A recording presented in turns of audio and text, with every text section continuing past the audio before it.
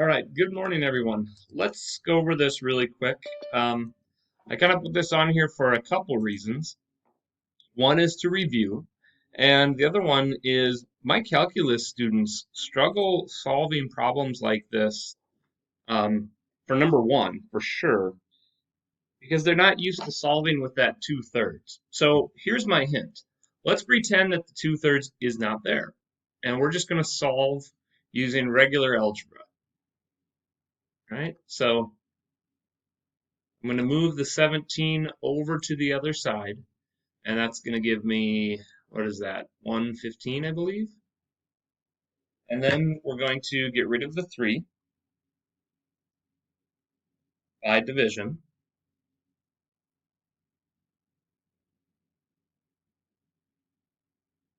And I'm going to leave that as a fraction in case this can simplify.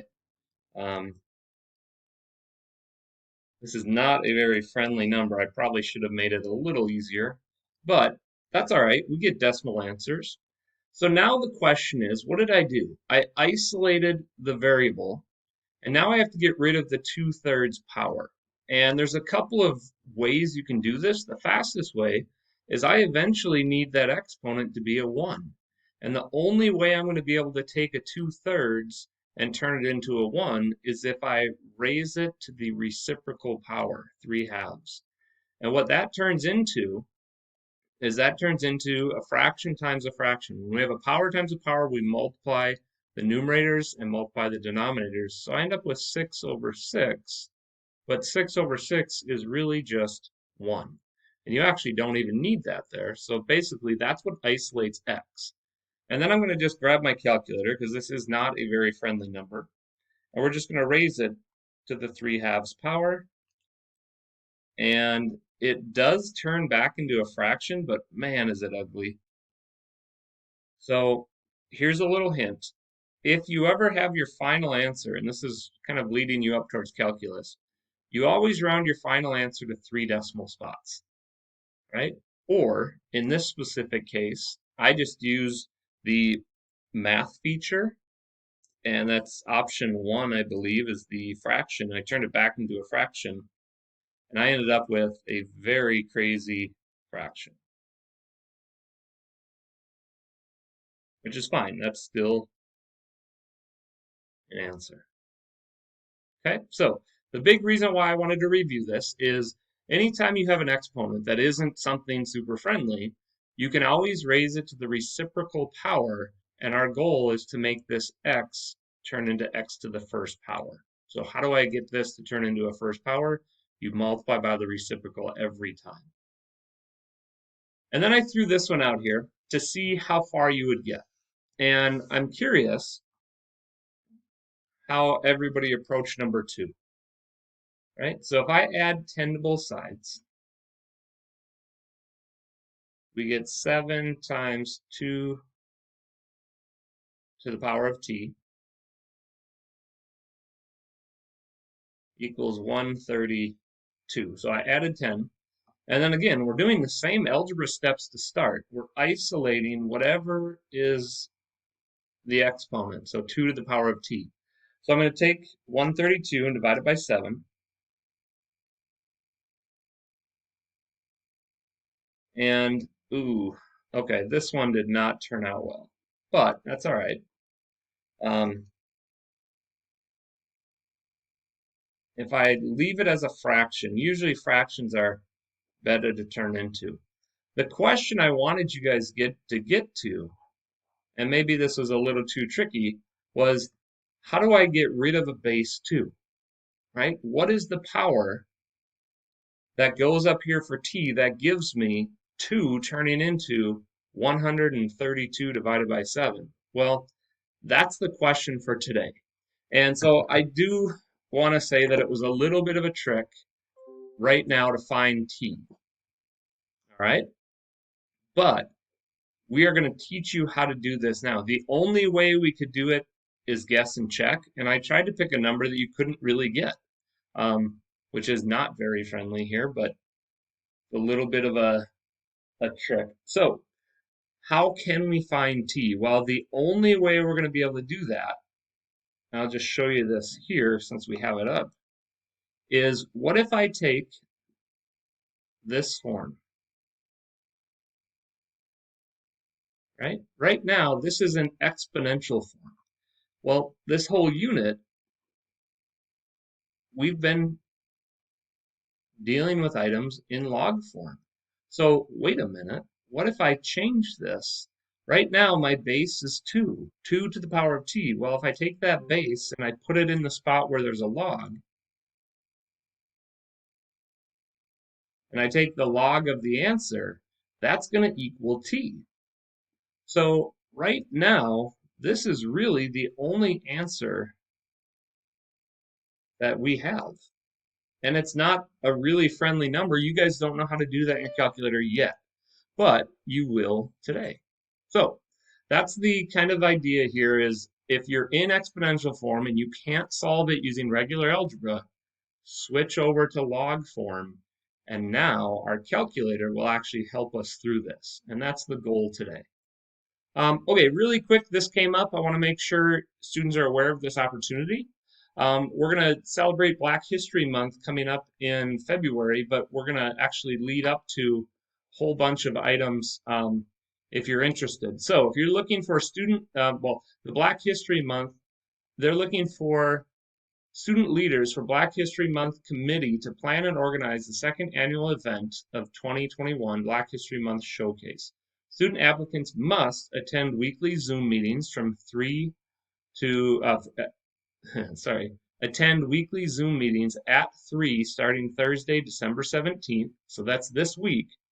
And they have a passion for unity and community. Check your emails daily. If you're interested, you can apply using a link here. This is not connected to the link, but you have to respond by this Wednesday. If you have questions, email Miss Myers or Miss Tierra at these two emails. All right. So if you're, you guys have been at Tartan a while, you might have already been in this or interested. It's going to go on this year. My guess is it's going to be mostly virtual, but please join. It's a great organization, and Miss Myers and Miss House do a wonderful job with getting everything set and organized. Okay, I want to paint a picture for you guys for what's going on this week. All right, and actually, you know what? I'm going to do something really quick. I'm curious. I'm going to put you in breakout rooms really quick. And the only reason why I'm going to do this is we're going to go in for a minute. I want to see who's currently paying attention right now and who isn't going to go in. So I'm just going to put you in a breakout room and then I'll bring you right back. Okay? It'll take 1 minute.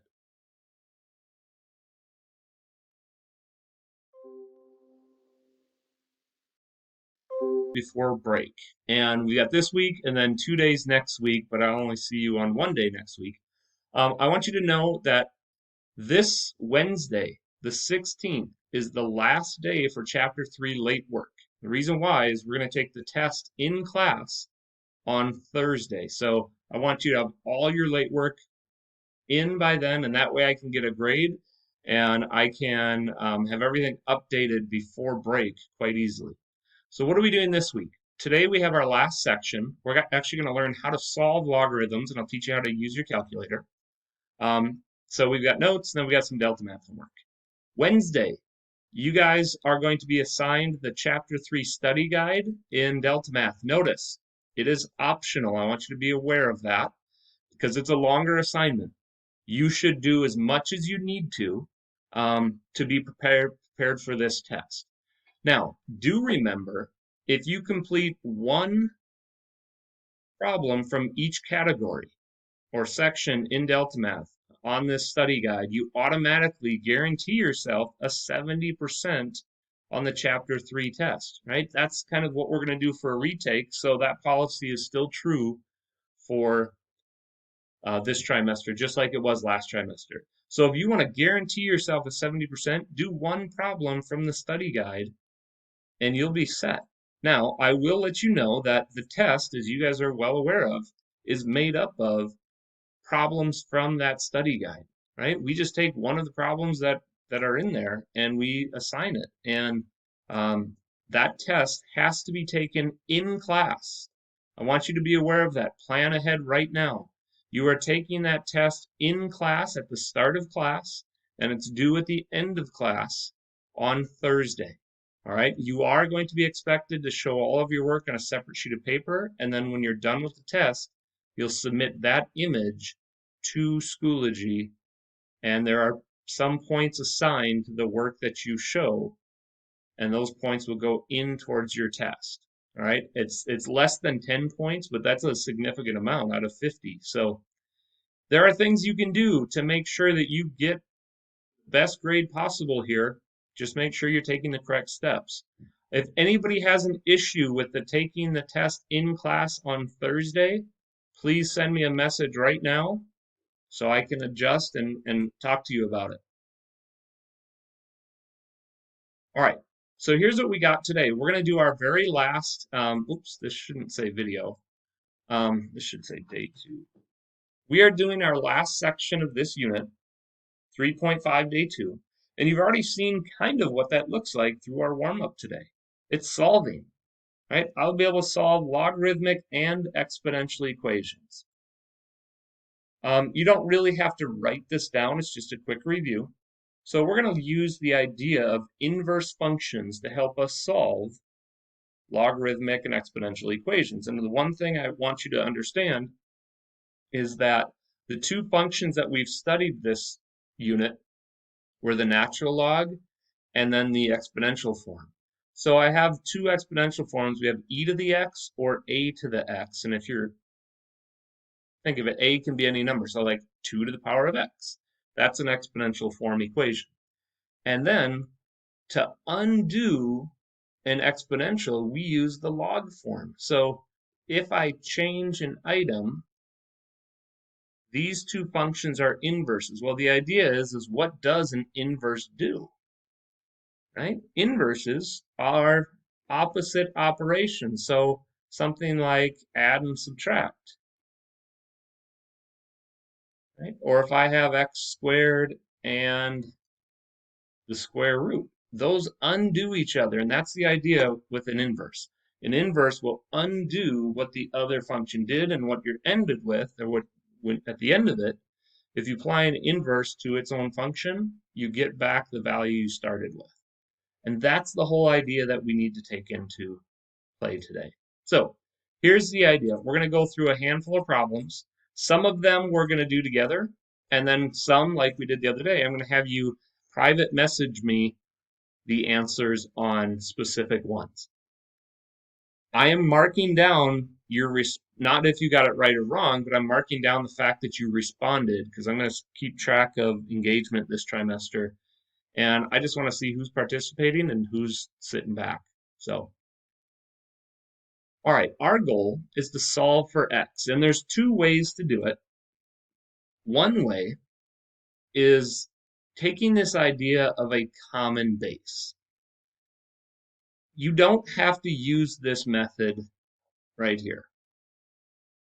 Okay, it doesn't, when you recognize it, it's really convenient. But if you don't recognize it, you can still solve it using the methods we're going to talk about today. So let's take a look at this right here. I have the same base right now. I have e to the power of 4x minus 1, and then I have e squared to the power of negative x. So those values share the same base. And the big idea here is, what does the equal sign mean, right? The left side equals the right side. So in this case, if you have the same base, what you need to do is you need to simplify the right side first. Right? And when I do that, I've got 2 to the power of negative x. Well, this is a power to a power. And if you remember, you multiply your powers together. When it's a power to a power, this is the exact same thing as e to the negative 2x. Well, officially, if the bases are the same, then you can only focus, or you can just focus on the exponents because they have to be equal. And since the bases are the same, what x value makes the exponents equal? And now look at that. It's just regular algebra. So I'm going to assume that once you get to something like this, you can solve it very quickly. So I'll add a 2x, and then at the same time, I'm going to move a 1 over, and then I'm going to divide by 6.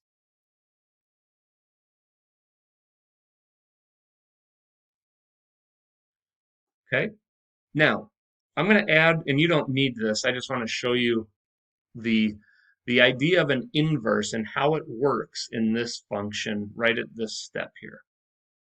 So instead of just saying, well, they have the same base, how do I get rid of the base e? And this is the key. If I take and do the natural log of each side.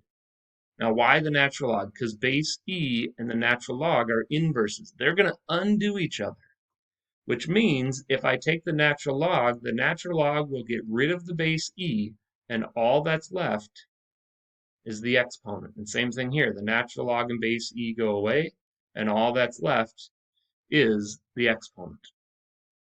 So that is the step that is technically missing, but you don't need that step if you have the same base. Okay? Now let's look at one that's a little bit trickier. This isn't a base e, so I could not just take the natural log of both sides because I would need an e, a base e, for the natural log to reduce out. So this one we're going to just strictly focus on finding a common base. But I do have a problem. 243 is not the same as the base of 81.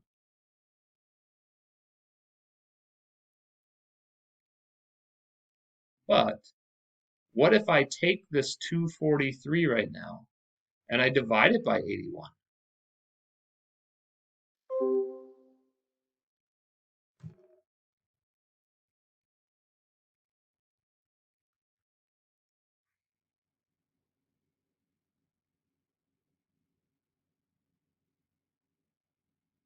Okay, yeah, we get 3.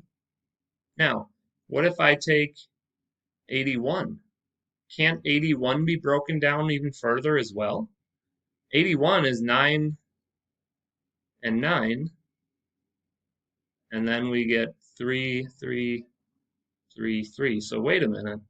Can't 243 be rewritten as 3 to the power of 1, 2, 3, 4, 5? Right? So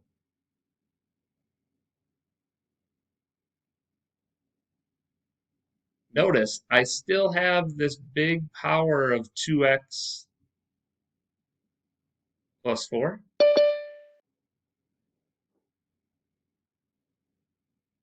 But I have a power of 3. And then I'm actually thinking, well, what about 81? Now, here's a hint. We just broke down 81, right? 81 can be written as 3 times 3 times 3 times 3. So I might just go right down here. 81 is really 3 to the 4th power. But then we also have that x plus 2 up top. So I found the common base between 381, between 243 and 81. Their common base was 3. So notice the orange. 3 to the 5th power is 243. And notice the blue. 3 to the 4th power is 81. So I didn't change the meaning, I changed the appearance. Well, now, if they have the same base, then what has to be true is the exponents have to be equal to each other. That's the only way this is going to be true. And I'm going to skip a step here by distributing the 5. And then I'll distribute the 4. And now it's just algebra. Right? And that's the idea. This should be very quick. If I subtract 4x, and then I subtract 20, the value that makes the left side and the right side equal is x equaling -3. Wouldn't it be +8 instead of +2? Oh man, thank you. Good catch. plus 8. Yep, when I distribute, you get 8. I appreciate that. And then when I subtract 20, I get negative 12. And we get negative 2. So negative 2 is the value that's going to make these two equal, which if we went and plug that in, you get negative 2 plus 2 is 0, 81 to the 0. If I plug in negative 2 up here, I get negative 4 plus 4, which is 0. And anything to the 0 power both equal to 1, so that's the value that makes these two equal.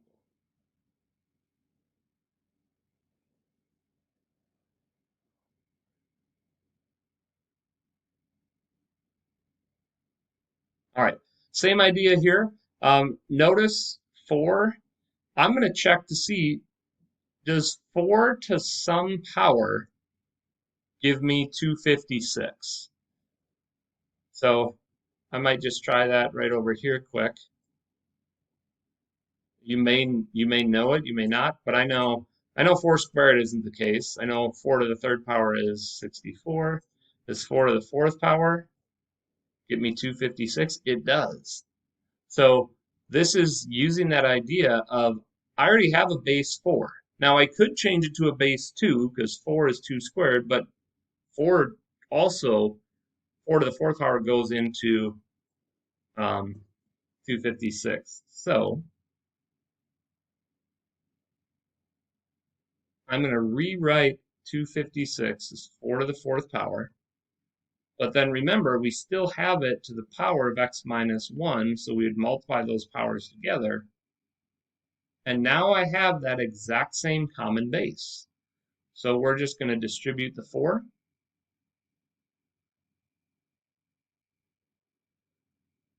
And set it equal to the 2x plus 2.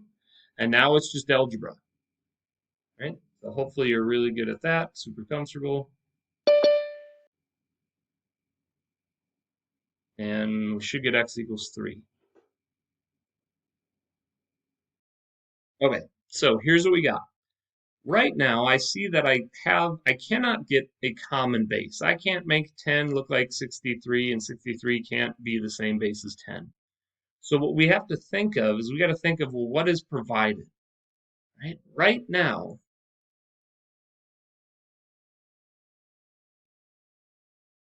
we are in exponential form.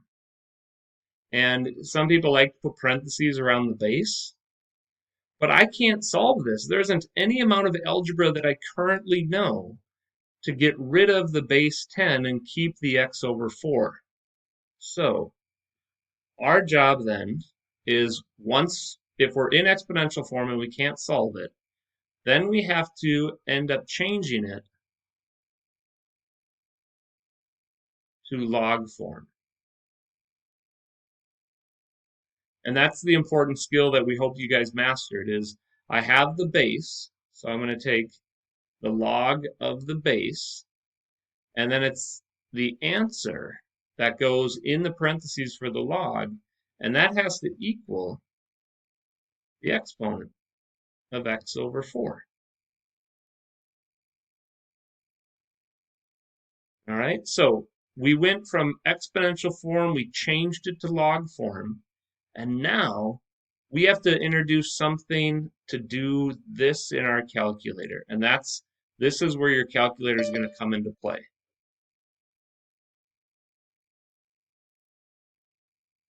All right, so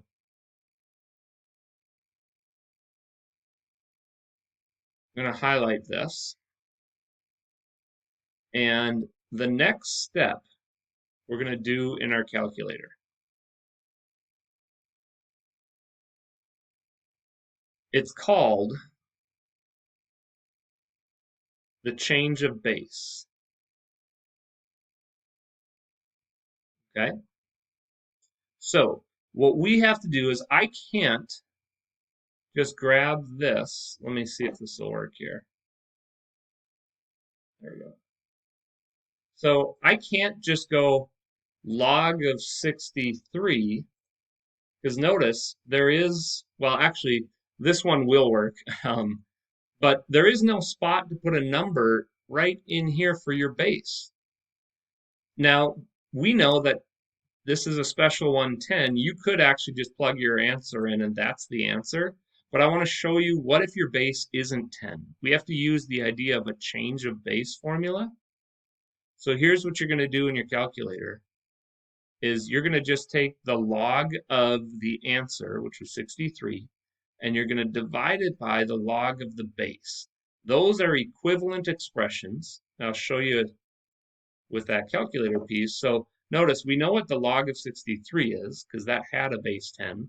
But what if I did the log of 63, and you do have to remember to close your parentheses, that's key. And then I divide that by the log of 10. See how those are exactly the same? So that just shows me that the base that was here originally, when it's anything other than 10, you have to do what's called the change of base formula. And you should take this to as many decimal spots as you can. You don't round until you get your final answer. And that's a good kind of step for getting prepared for calculus. So we got 1.799340549. All right, so that is how we're going to actually deal with logs. Because look at what happens. Now this is equal to x divided by 4. And some people see this as a fraction, so you can cross multiply. Or some people just see it as, if I have a divide by 4, I want to times both sides by 4 to get rid of the 4 on bottom. So here's the nice thing. And when you're showing your work, it kind of sucks to write out that big, long number. But if it's in your calculator, look at what happens.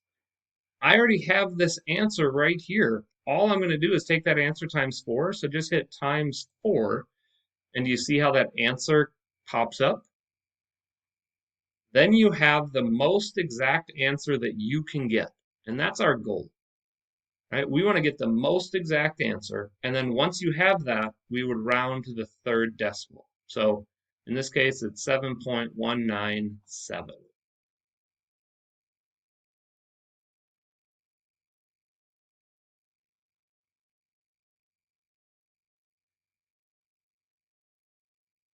Okay, now I hope you're not happy with that answer.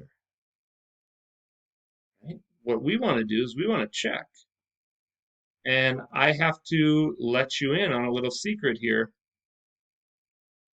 When you do check, right? If I plug in 7.197 and I take my rounded answer, is that going to equal 63? Let's check. So I want to do 10 to the power of 7.197 divided by 4. Notice, we actually run into a small problem, and this actually gives you a better reason why taking more decimals is better. Notice, if I just took the 3 decimals that I ended with and I plug it back in, I get a number really close to 63. So that tells me I'm on the right track, but it tells me that this answer just isn't really that accurate. We're okay with it. That's where we're going to end up. But if you check and you don't get exactly 63, it's because we need more decimals. So watch what happens if I take the full answer using that decimal. So I'm just going to redo this quick so I have it in there. So I had the 1.7993, and then I times it by 4. All right, so there's my long answer. So what if I take that answer and I do 10 to the power of that answer divided by 4? So I like using this answer feature. If you've never used it before, it's second negative sign. And notice that's how I get 63. The more decimals I pick, the more accurate it's going to be. So just keep in mind that when we round, you're not going to get the best possible answer. All right, let's look at it. The nice thing is we're going to be using this process all day today, so you're really going to get the hang of it. Now, there's something special here that we have to deal with this next problem. It's 50 times e to the power of x. So the very first thing you have to do is you have to isolate.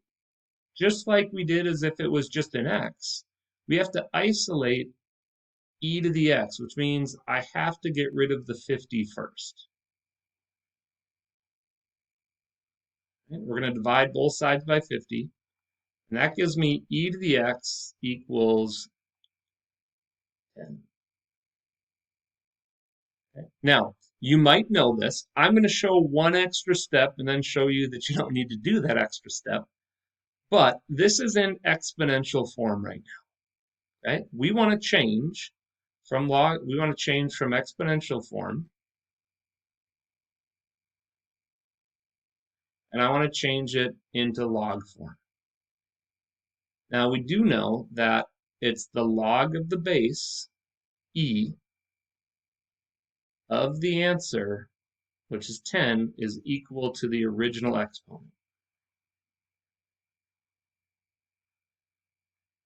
Okay? But if you remember, when you had that base e, that was the same as the natural log of 10. And then we can actually just do the natural log of 10 in our calculator quite quickly. We don't need any change of base for this one. You're just going to hit the ln button, 10, and then there's your answer. And again, as we found out, the more decimals you take, the more accurate it's going to be. So what I'm going to do is just take this answer and I'm going to test. I'm going to check it. I'm going to go 50 e to the power of the answer. And if I hit enter, see how that equals 500? So that means this is the answer. So if I round it to 3 decimal spots, that 2 is going to round up to a 3 because of the 5. So 2.303.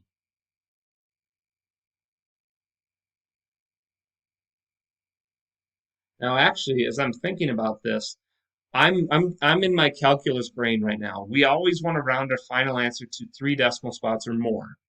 I think delta math, if I remember right, delta math is going to ask you to round this to the nearest tenth. And I don't love that. I don't love it for the reason that it's not even close as accurate as this one. And this we know isn't even accurate. We saw that over here. So follow the directions on delta math. If they tell you to round to the nearest tenth, that's the first decimal.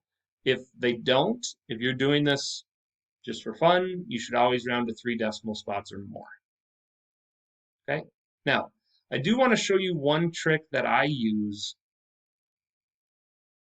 for natural log of e. Okay? It's a little bit faster, but it's that idea of how do I get rid of a base e? Well, we use the inverse. And if I take the natural log of both sides, okay, the natural log and the e end up reducing each other out. So I'm left with x, and x equals the natural log of 10. I think this is a faster way to think of it. That's how I would have solved it right here next. But I'm trying to show you what delta math teaches you and kind of what our textbook teaches you. But notice, this is a much faster way. I would actually recommend using this way when you have base e. You can always get rid of the base e with the natural log because they're inverses. Okay, I'm going to pause for a moment, and if you want to write these steps down, you can. But anytime you're solving for x by finding a common base, actually this shouldn't even be finding a common base. Let's just get rid of that. Anytime you're solving for x, when you have an exponent, here's kind of basically the 4 steps you need to do. You need to isolate the exponent using regular algebra.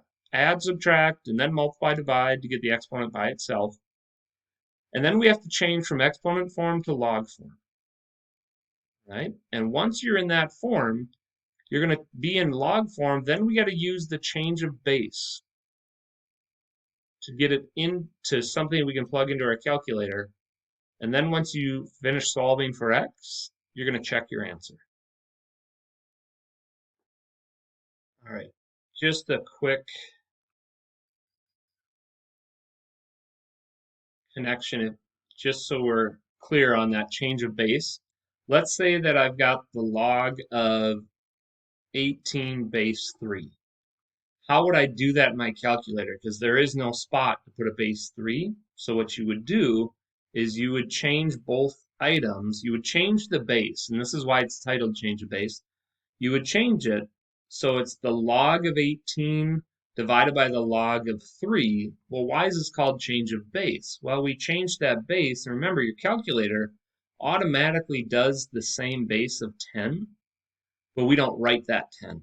So this would be equivalent. The log of 18 base 3 is the exact same thing as the log of 18 divided by the log of 3. And that's all I would plug into my calculator then. It's just the log of 18. Make sure you finish the parenthesis, because if you don't finish the parenthesis, it's going to take the divide part into the parenthesis, and we don't want that. And then you just get your answer. So that's the idea of the change of base. And it's just a quick form that allows us to do our calculator conveniently. All right, let's try a couple more. And just so you guys kind of get the hang of this here quick. I'm going to tell you what, I'll do this one. You don't need to write this down. And then I'm going to have you do this one. And they're basically the same thing, except for just the numbers are different. Okay, so maybe just sit back and watch on this one. And then we'll have you do one here quick. So first thing I have to do is I have to isolate. I need to isolate 2 to the x divided by 4. And to do that, I have to get rid of the times by 440.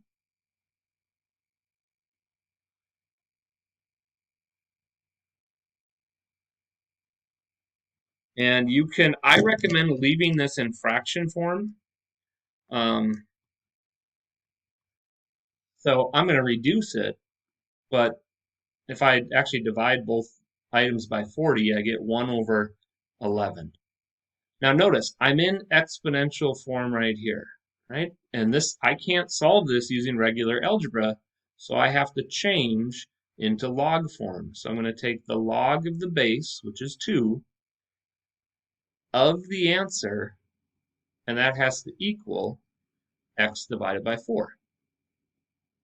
All right, and then here's the change of base formula. I can't plug this into my calculator, so I need to do the log of the top divided by the log of the base.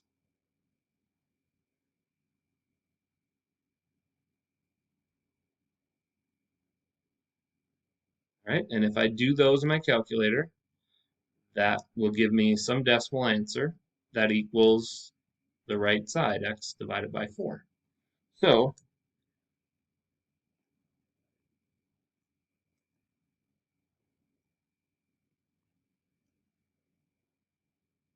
I end up with, and again, we always want to take more decimals than less, and that's going to be more accurate.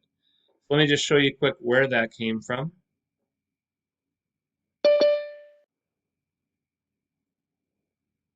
If I do log of 1 divided by 11, and then I finish the parentheses, I'm going to divide that by the log of 2. And I just, as a habit, I always finish the parentheses. And notice we get the negative value. So here's what I would do. This answer is already kept in here, and then I know that to get the x by itself, I'm going to have to times this answer by 4. So I try to keep this whole decimal in my calculator, times it by 4.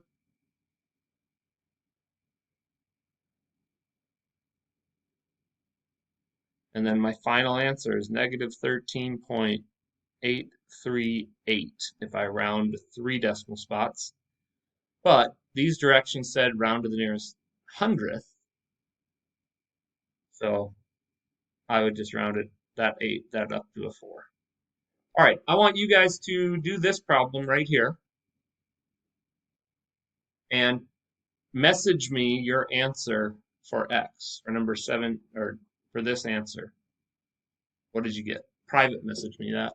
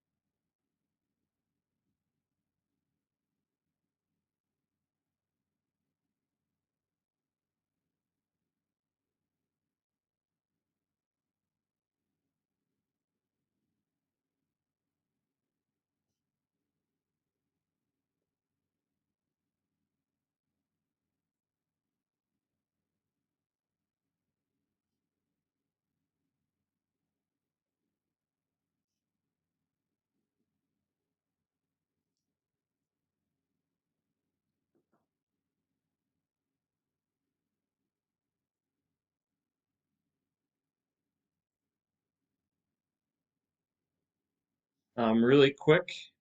So I appreciate your comments and responses. First thing you have to do is you have to isolate. You have to isolate 10 to the 2x, which means that 17 has to move over to the other side. And we end up getting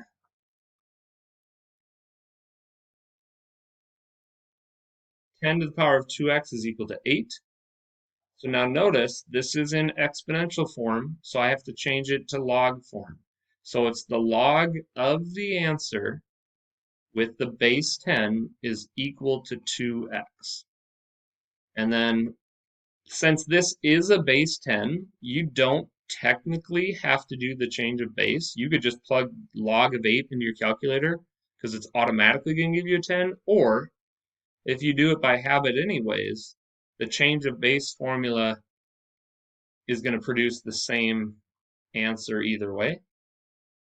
And Lauren, thank you for this. Brought up a really good comment about Desmos. If you're using the Desmos calculator, where is that log? So I want to take the log of 8 divided by the log of 10. And so I just want to go to, let's see, Math Tools, Scientific Calculator. And where is the log? It probably is in the function part right here. So if I hit function, you see that log that shows up. So now it's the log, and then I got to go back to main. So log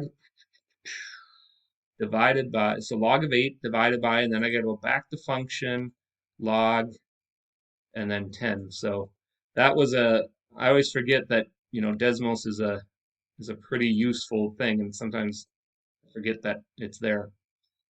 All right, so actually the nice thing about using Desmos is I think I can just copy that answer and post it. Oh, maybe not. Nope, it didn't give it to me. And it did that.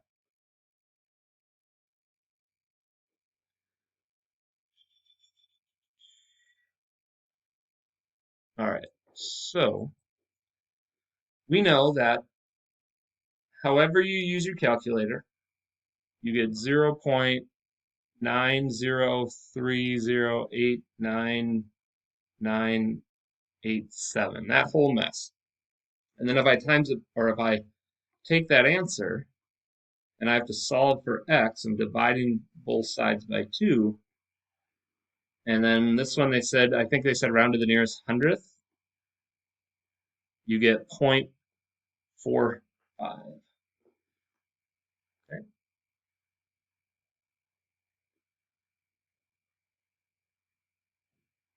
All right. Let me see.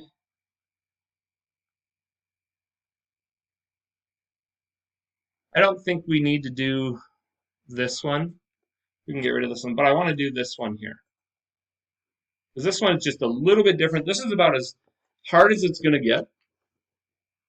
And what it is we have to still isolate the exponent. So 3 to the 5x, I have to get that by itself.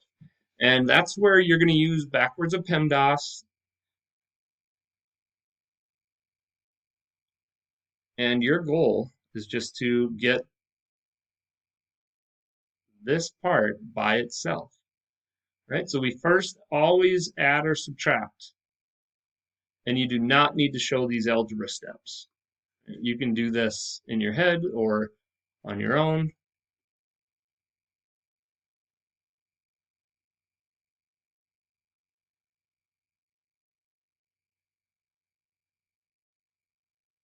All right, and then I've got 4 times 3 to the 5x. So I have to get rid of that 4.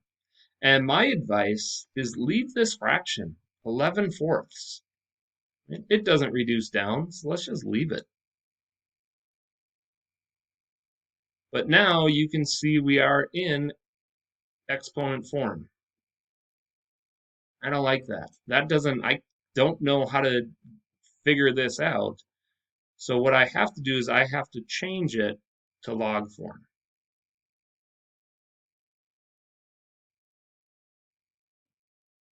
So we're taking the log of the answer, and the answer was 11 fourths.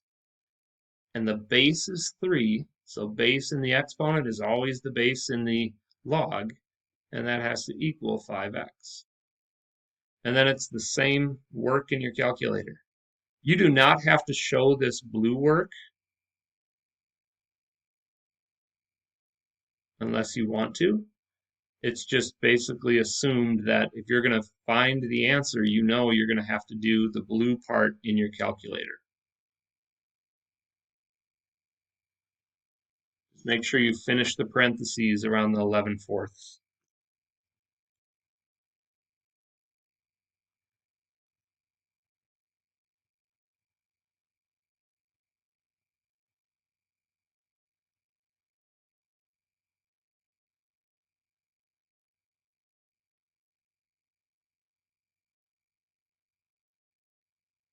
And I'm going to round a little bit, but I'm actually going to use the final full answer that's in my calculator. So then the last step is we've got to get x by itself. So take that answer that's in your calculator from the change of base and divide by 5.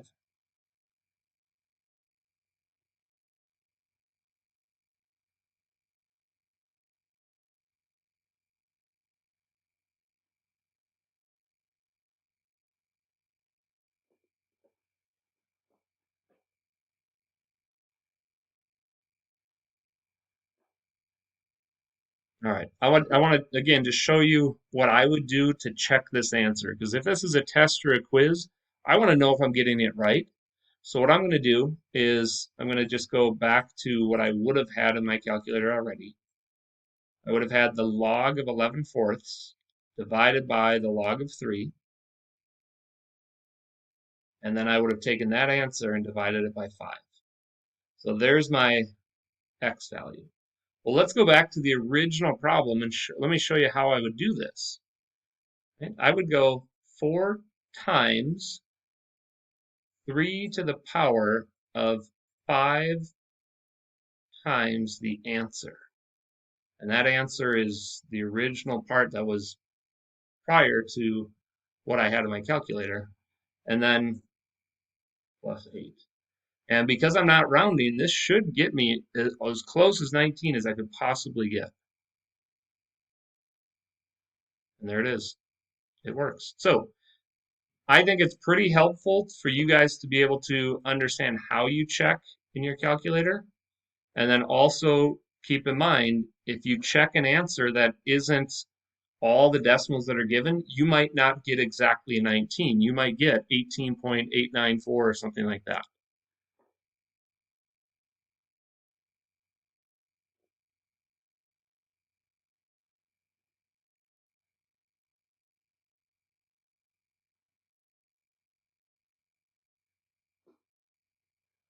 All right, so now that we know how to solve these problems, we just got one more piece to do here.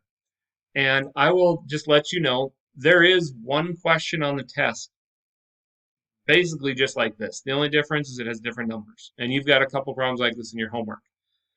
So it's a connection to what have we already learned, which is the idea that we've learned how to do compound growth, but we've never learned how to solve for it. We've always learned that if I plug everything in, I can figure out the amount of money that will be available at the end. But what about solving now? So a person invests $3,500. Well, they're going to give you this formula, so you don't have to memorize it, but you do have to know what pieces go where. So P is your principal amount. That's your initial amount that goes into the bank, right? R is your interest rate. The thing you have to know about your interest rate is you have to change it into a decimal. So you got to move your decimal spots 2 spots to the right. So there's my R. And then the fact that we're compounded quarterly. Okay, quarterly is the N, and there's 2 spots where that N goes. And you got to think of, well, quarterly is there's 4 quarters to a year, 4 quarters to a dollar. So 4 quarters means 4. N is 4. And then they tell us to the nearest tenth of a year, how long must the person leave the money in the bank until it reaches this amount? So that's the amount of money that you have at the end. All right. And then the only thing we don't know is the question we're asking for. How long? Well, how long is T? That's what we're trying to find. So we're just going to plug everything in. And I'm going to try to set this up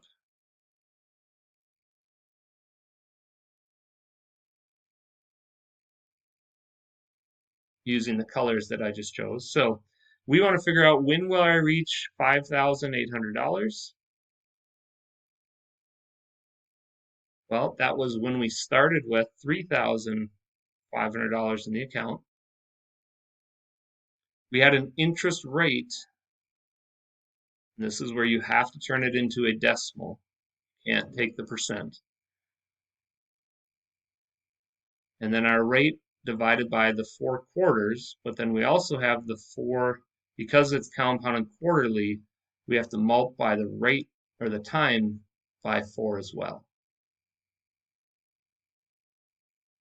Well, if you look at this, now we just have some simplifying we're going to do. I'm just going to do this whole part in my calculator, and then it's the exact same problem we just did. Right? We got to find a value that's in the exponent. So I'm just going to take this part in my calculator and figure out what that is.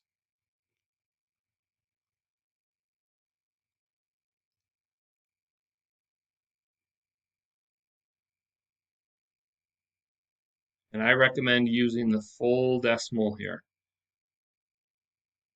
So now you notice this is exponential growth because it's greater than 1. And then here's your growth factor is 0.011875. So you're basically, that's how much you're growing each quarter. All right, now it's just algebra. Isolate, which means I've got to divide both sides by 3,500.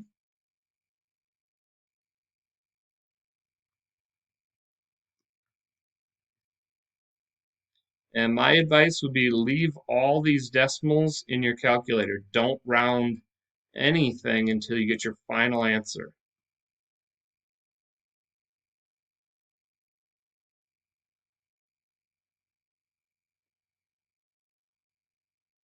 Okay, now notice we're in exponential form, right? So we've got to change this to log, and it's the log of the answer. And then I'm going to actually just put the change of base in there, divided by the log of the base. If you don't like that, I skipped one step, but it's the log with the change of base form. So that way I can just plug this all into my calculator.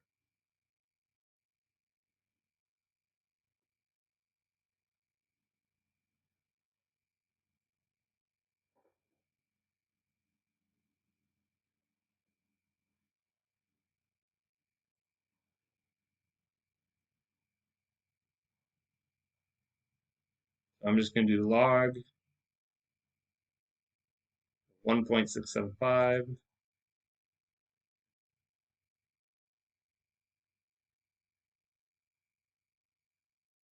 divided by the log of 1.011875.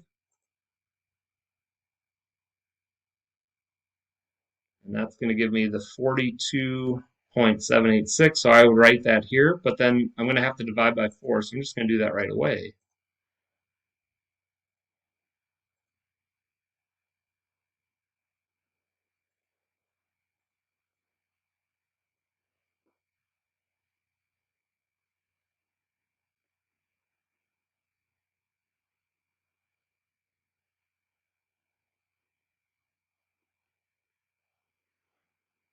And remember what t is, right? I think they said round to the nearest tenth of a year. Nearest tenth of a year. So the 9 would round that up to a 6. So if you wanted to wait, you would have to invest this money without changing anything, and it would take 10.7 years. All right. We're not going to do this problem. I just want to quick show you. It's the same setup. Don't bother writing this down, but we have a decay, radioactive decay of a half-life. So the half-life is referring to the 0.5. They're going to give you this formula. The thing you want to know is if it's 5 minutes, that's your H. So right there is 5. And then how long will this take until there's 520 grams total? But how long will it take for the element to decay to 92 grams? So here's what you're solving. We're looking for T, and then the 5 minutes that they give you is always going to go in as your H. And there's a video in Delta Math that walks you through it if you need to, but now it's the same setup. We would solve the exact same way. So you don't have to worry about going through and solving this problem. All right, just a quick reminder, the test is in class on Thursday, and the homework tonight is 3-5 day 2 in Delta Math. Submit a screenshot to Schoology, and the last day for late work is this Wednesday at 11:59. We want you to be all prepared and ready for the test on Thursday. And then we've got something special for Monday, Tuesday, whenever I see you. Probably Tuesday next week for you guys.